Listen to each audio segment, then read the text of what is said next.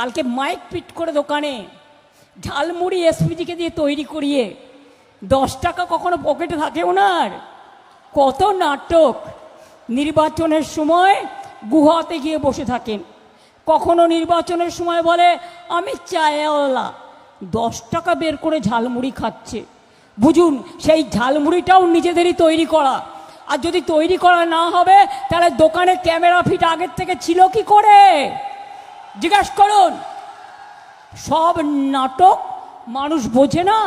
যেখানে মিটিং করে রেলে করে লোক নিয়ে আসে, বাইরে থেকে লোক নিয়ে আসে, নিয়ে এসে মিছিল মিটিং করে। কোনো একটা এজেন্ট দেওয়ার ক্ষমতা নেই, বাইরের এজেন্সিকে দিয়ে আর ভাবছে প্রশাসনকে চাপ দিয়ে।